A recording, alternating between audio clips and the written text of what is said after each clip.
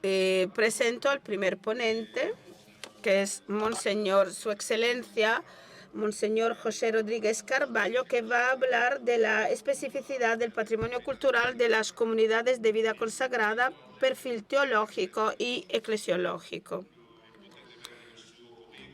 Se puede ver su currículum. En su carpeta tenéis el número de celular y pueden ver no solo el resumen de lo que nos va a decir, y él tiene un currículum muy amplio. Su Excelencia, a usted el uso de la palabra. Muy buenos días a todos y a todas. Así ahorro especificar porque al final voy a dejar algo importante fuera, pero permítanme un saludo especial a los dos cardenales que están presidiendo la mesa. El cardenal Joao Bras de Avís con el cardenal Gianfranco Ravasi, presidente aún por pocos días del Pontificio Consejo para la Cultura, pues el auspicio, porque se ha convertido en dicasterio, es una enhorabuena. Especificidad del patrimonio cultural de las comunidades de vida consagrada, perfil teológico y eclesiológico. Quisiera empezar diciendo que esa es una cuestión abierta.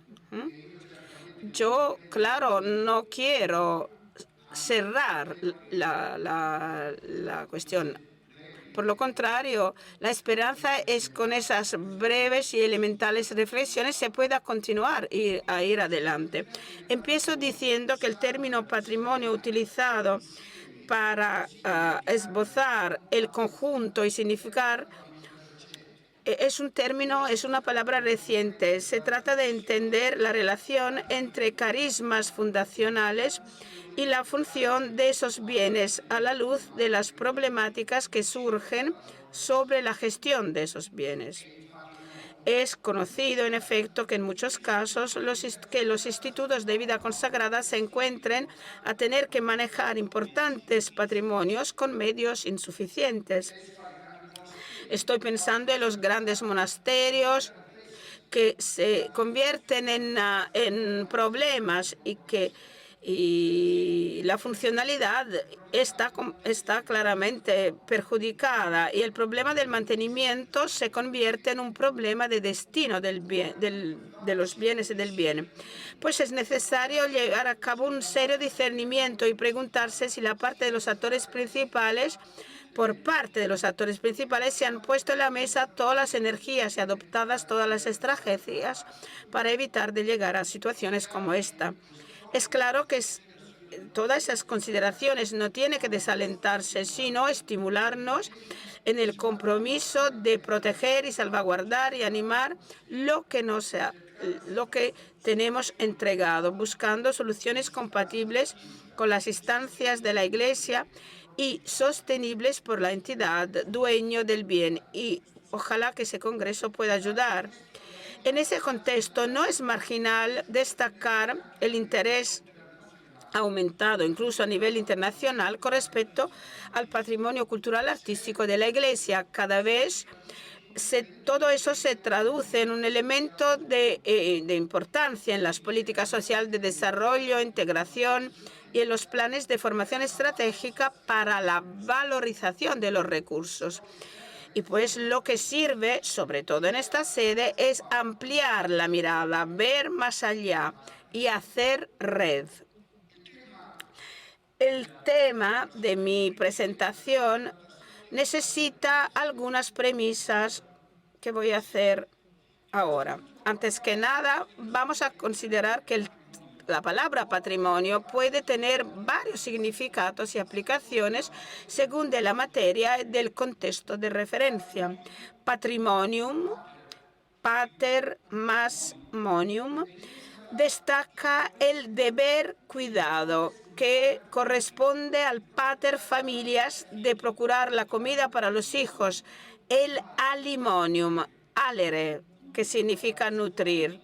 Cultum indica lo que es cultivado y vivido. Gracias al culto podemos decir que el mundo se transformó en un lugar estable, que puede ser habitado, acogedor. Los hombres perciben la presencia divina y hacen y dan culto a Dios que vive el lugar que ellos cultivan. Y pues considerar un objeto como bien cultural significa brindar un valor a ese objeto como producto del hombre, reconocer a ese bien relevancia para la colectividad. Generalmente, cuantos nos cotejamos con el concepto de patrimonio cultural, es necesario considerar la parte que se refiere a los contenidos y la parte que se refiere a la finalidad y al uso que la comunidad hace del bien, y la categoría del tiempo en que se constituyó y se ha tramandado, y el contexto del espacio y la correlación al territorio originario. El patrimonio es así, se convierte como puente entre generaciones, valor para la colectividad, bien común que se tiene que proteger y promover. La conservación de la memoria por parte de una colectividad específica pasa incluso por los bienes culturales eclesiásticos que constituyen testimonio del pasaje del hombre en cada época histórica y nos permiten aprender las maneras de vivir, pensar, actuar, traducir lo trascendiente en signos visibles. Lo trascendiente en signos visibles. Esos bienes, objeto de conservación y de uso, fueron concebidos inicialmente para responder a la necesidad y al derecho por parte del hombre de hacer culto a Dios y para cumplir finalidades litúrgicas de la Iglesia. Y no tenemos que olvidarlo todo eso cuando hablamos de patrimonio de la Iglesia y de los bienes culturales de la Iglesia.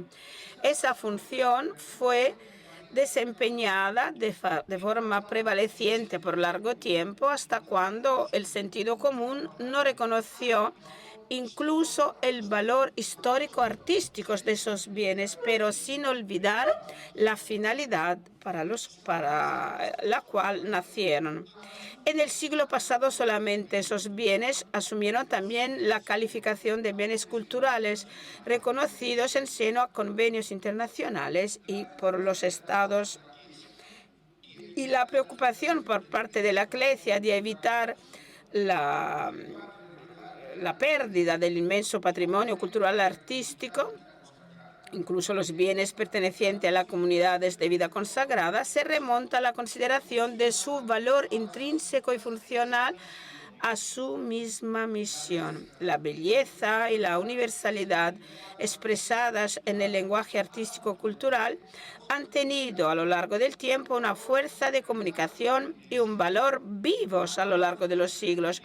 Han expresado públicamente el culto de Dios, evangelizando generaciones, dialogando con la sociedad civil y dejando abiertas las puertas de la Domus Dei. La cultura, llamada a servir constantemente a la humanidad en todas las condiciones, abre itinerarios inexplorados, pasajes en que respirar esperanza, afianzan el sentido de la vida y custodian el bien común. Y el hombre es al mismo tiempo sujeto y artífice de la cultura.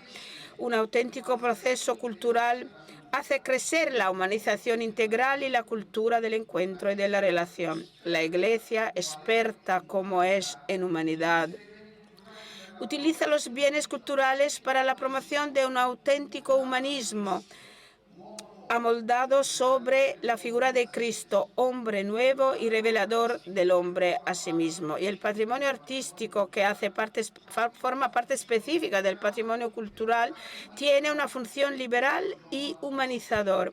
Y eso es importante para el desarrollo del hombre, preámbulo de la evangelización.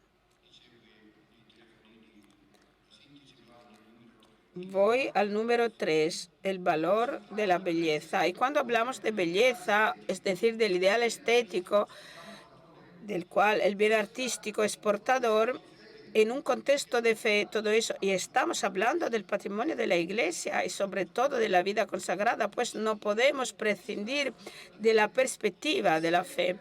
Siempre es relativa a lo divino. Lo hermoso se dirige a un absoluto originario, a un mundo trascendente, interpretado por Santo Agustín como patria celeste. Y la belleza es el lugar de la revelación del misterio de Dios y del sí mismo. El hombre entiende una realidad que lo habita desde la eternidad. Y a partir de la teología agostiniana, el cristianismo colocará como fuente de belleza, fuente de armonía, el mismo día. Tú eres belleza. Lo va a decir San Francisco de Asís en sus laudes para el Altísimo.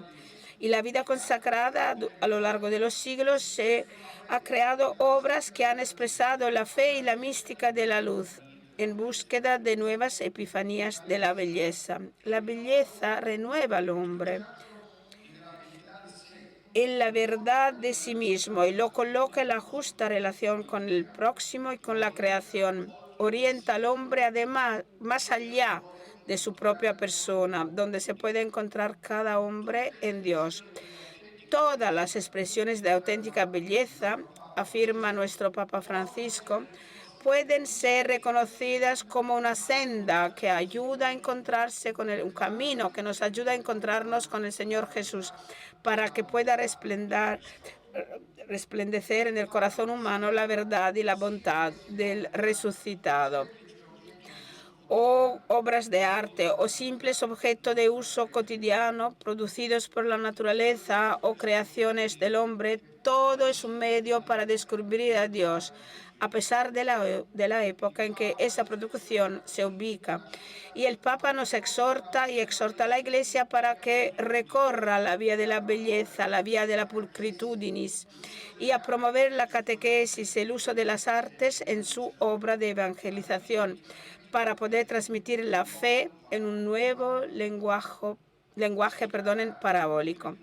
Se trata de una directriz a lo largo de la cual es necesario comprometernos todos juntos con una sensibilidad de hoy en día dirigida a recuperar el lazo entre verdad, bondad y belleza, como destacaba el cardenal Ravasi antes, sin prescindir de una pastoral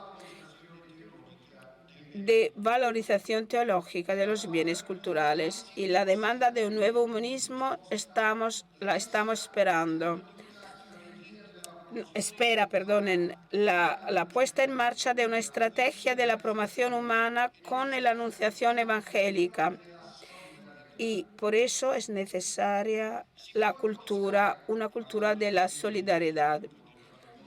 Hablando del desarrollo del patrimonio cultural de las comunidades de vida consagradas, podemos suponer que el patrimonio cultural de esas comunidades empezó a existir al mismo tiempo de las mismas comunidades, cuando estas comunidades empezaron a tener su propia vida en la Iglesia.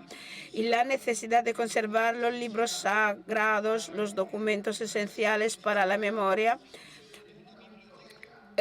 hicieron necesaria la constitución de una biblioteca, de un archivo, donde recopilar los textos de la liturgia y otros escritos de valor. Y hablo de la experiencia de los franciscanos. El lugar más precioso después de la iglesia era la biblioteca, en que existía una punición a los que robaban los libros. 3 lugares en los conventos de los mendigos, sobre todo los franciscanos: biblioteca, el comedor, porque era lugar de formación permanente, porque se leía, y después la iglesia, justamente. Necesidad de una biblioteca y de un archivo donde utilizar y recopilar el uso de instrumentos idóneos para la celebración eucarísticas y todas las liturgias típicas conllevó el nacimiento de depósitos, sacristías o tesauros que van a formar el núcleo primordial del patrimonio cultural de la Iglesia y de las comunidades de vida consagrada.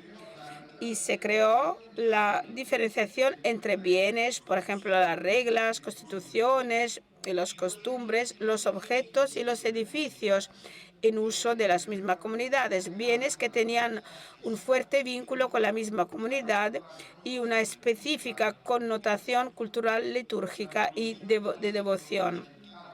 Y la revolución humanística y del Renacimiento marcará la entrada de la laicidad en la producción de obras de arte. El bien se consideraba importante porque dirigido a la actividad apostólica de la orden o del instituto que había encargado el bien mismo. Hoy, muchísimas voces a menudo aparece desencadenado, alejado de esta relación originaria, y el riesgo es hacer bonitos museos sin alguna referencia al origen, de esos bienes. Y cuando hablamos de patrimonio cultural de una comunidad de vida consagrada, la referencia es al carisma, a la experiencia del espíritu. En un momento histórico, el carisma específico colectivo se hace cuerpo institucional. Y eso acontece cuando la Iglesia reconoce la utilidad y aprueba la regla que expresa el carisma y la manera específica de vivir el carisma. El patrimonio cultural de una comunidad de vida consagrada está vinculado estrictamente al carisma de fundación, porque es la expresión de ese carisma actual e histórica, y adquiere a lo largo del tiempo forma unitaria y es el fruto de la contribución de vocación de cada miembro de la comunidad, bien común que narra la memoria de la fe y recorre testimonios de secuela dentro de la comunión eclesial. La verdad pasa siempre por su nueva comprensión, y lo quiero destacar, la nueva comprensión, una recomprensión carismática que habla de la pertenencia y de la misión de la comunidad en su dinámico desarrollo en la Iglesia. Es siempre la referencia al carisma que dirige y orienta los procesos de selección, conservación, transmisión y valorización del patrimonio cultural. La Iglesia, en su obra de evangelización, utiliza todos y solos aquellos medios que están conformes al Evangelio y en armonía con el bien de todos, según los tiempos y las situaciones. En Gaudium et Spes y la vida consagrada, llamada a ser un servicio de testimonio que la coloca como signum in ecclesia, se caracteriza por la radicalidad de la sequela Christi y de la primacía de Dios, y por su capacidad de vivir la misión evangelizadora de la Iglesia con parresía y creatividad. La dimensión cristológica y escatológica intrínseca a la naturaleza de la vida consagrada es especificada por la originalidad carismática fundacional, que se expresa incluso en la utilización instrumental de su patrimonio cultural. Los bienes, herramientas que la comunidad utiliza están calificados por la misión de la Iglesia, en que la comunidad de vida consagrada se inserta asumiendo las finalidades como reza el canon 114 después de recibir la aprobación canónica. El patrimonio cultural de la comunidad de vida consagrada, depositaria, al mismo tiempo utilizadora, siempre es funcional al perseguir las finalidades fundacionales y eclesiales. La necesidad de los bienes está determinada por las finalidades, por los fines. Siempre se tiene que descifrar por la dimensión carismática. El proceso de transmisión El proceso de transmisión del patrimonio de la comunidad de vida consagrada está relacionado con la necesidad de brindar continuidad al proyecto de fundación. Se renueva en la administración de los bienes y tratándose de bienes culturales en su valorización. Es significativo llamar la terminología de la tradición eclesiástica y específicamente canónica para expresar la función de administrar los bienes temporales. Una terminología típica y constante, palabra como dispensar o dispensator en las fuentes latinas o economía o economos en las fuentes griegas. La idea en que se estimaba la administración de los bienes culturales, que todo eso fuera un servicio para Dios y para la Iglesia. Los bienes que componen el patrimonio son dones, con respecto a los cuales la actitud que tiene que llevarse a cabo es el humilde rendición de gracias. Están a disposición, tienen que ser custodiados para que fructifiquen en vista en aras del bien común. Y en esa perspectiva es necesario enmarcar la actividad de conservar, seleccionar y tramandar el patrimonio cultural. Cada uno, según el don recibido, lo tiene que poner al servicio de los demás como buenos administradores de la multiforme gracias de Dios, como afirma el apóstol Pedro. Es importante, pues, destacar la percepción que los miembros tienen sobre el significado de valor y instrumental del patrimonio cultural. La percepción se remonta a la representación que la comunidad hace de estos bienes y de cómo se interpreta por las personas y por los bienes en sí mismos. Siempre es necesario adueñarse mediante un trabajo de profundización, comprensión y asimilación que nosotros designamos con la palabra formación, pues formación a la memoria del bien y a su utilización. Sin formación, difícilmente podremos salvar en el sentido más amplio el patrimonio cultural, salvaguardar el patrimonio cultural de la Iglesia. Hacer memoria significa conservar el bien con su uso de fundación permanente y actual. Significa conservar la atención y el interés que han producido el mismo bien en sus entonces. Y utilización significa interiorización del bien. Nació de la oración. El bien quiere suscitar oración. Y el bien se interioriza cuando es vivido nuevamente la fe, en la esperanza y en la caridad. Como dijo nuestra congregación en el documento sobre la economía al servicio del carisma y de la misión. Se hace fundamental, pues, moverse en esa materia según un plan carismático y mediante todas aquellas herramientas estables del derecho propio que tendrá que ser modificado solo para una mayor respondencia y actualización. Y eso se da sobre todo mediante aquellos organismos, capítulos o otras asambleas que tienen la tarea de salvaguardar, custodiar y actualizar el patrimonio carismático, haciendo una refundación. El interés eclesial para proteger y custodiar el patrimonio cultural de las comunidades de vida consagrada se expresa en la opción pastoral de su valorización. Elaborar un recorrido de aprendizaje del patrimonio cultural significa, hoy más que nunca, colocar al centro el hombre y su creatividad. Significa elaborar fórmulas de sostenibilidad dirigida a una visión de futuro que tiene memoria de la fe vivida, mirada cuidadosa que abre al cotejo, a la confrontación a beneficio de la colectividad. Las personas consagradas, nosotros lo hemos dicho nosotros del dicasterio en una carta sobre escrutar,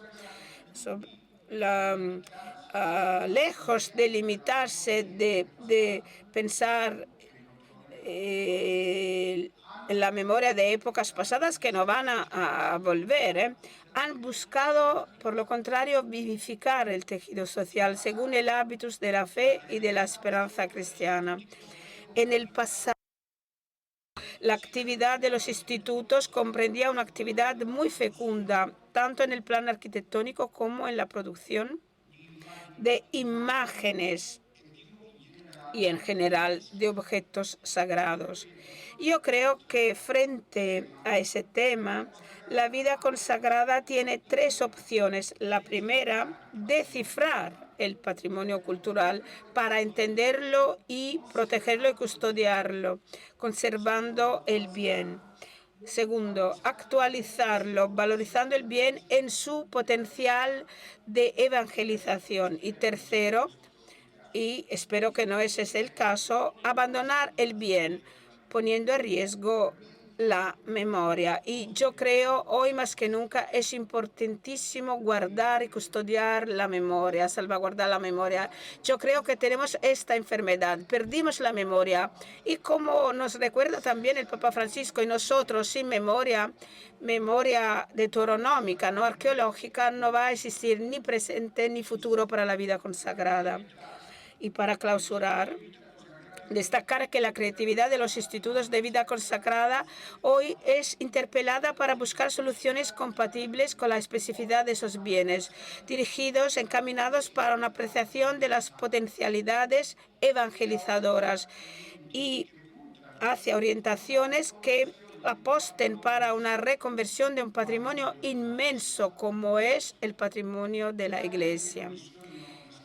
Porque no tenemos que escondernos las dificultades que es claramente que conlleva la gestión de un patrimonio tan importante. También considerando la carencia de recursos humanos que va a ampliarse lamentablemente.